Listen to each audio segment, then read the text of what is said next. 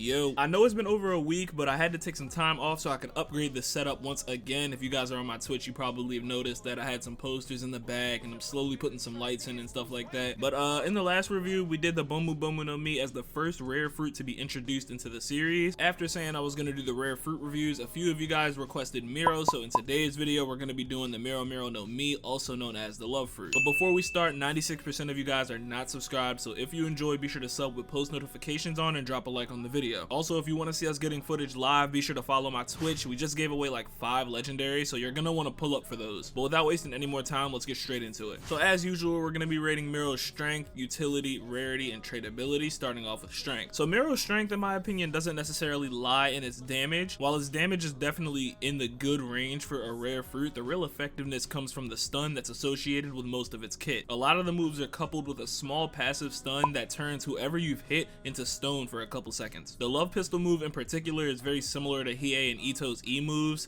in the sense that it's a really good combo extender with low cooldowns. It's also coupled with a stun that makes it even more effective for extensions. The love charm move is another good move that's commonly used in battle royale and PvP. If you're with a team, charming can set your team up for some ridiculous combos, especially if you have one of those multi-hitting moves that does good damage like a Kraken Blade's Eternal Flow. Mero on its own lacks substantial damage and is much better with a sword or other weapon, but the stuns are really good and the cooldowns are also quick, so I'm gonna give it strength a 7.5. Keep in mind that this scale includes legendaries from my previous reviews, so if this was a rare fruit only scale, it would rank higher. Moving on to utility, Mero can be used to farm sea beasts if you rotate between the pistol, wave, and burst over and over again. It's not the fastest, but it definitely works. As far as bosses go, Mero can be subbed in for Hiei for lower levels to have a stun on their farming team until they can get a good stunning fruit. Grinding levels isn't exactly the best due to the lack of massive AoE and damage, so I wouldn't recommend that, but everything else is actually pretty good. That's pretty much it for its utility, as it lacks a mobility move like Bomu or Gomu, and it can't really be used to grind as well as either of those. It's still decent in the utility category though, so I'm gonna go with a 7. One of the better things about Mero is the stun, which kind of helps in its boss fighting capability, but that also goes into strength, so I didn't want to consider that while I was doing the utility category. As far as rarity goes, Mero doesn't get any extra points for either of those because it definitely fits into the rare category for both, and I couldn't see it moving up or down. It's like a rare substitute for Hiei, so if you're looking for a legendary swap that does a stun every single time and you're currently enjoying using your Mero, Hiei is definitely where you want to go once you progress further through the game. Finally is the tradability, and for all these fruits, all the rare fruits at least, it's going to be pretty low because they're very common, and with the new battle royale update and the great Kraken stacking, people can obtain rare fruits extremely fast. Mero is one of those fruits that people will troll drop because it glows like a legendary, so a bunch of people will run to it, but if you ask somebody for a Mero in a trade lobby, I'm pretty sure they just give it to you free of charge because it's that easy to get back. The value isn't very high and it's really just good for PvP and for low levels to have an early fruit,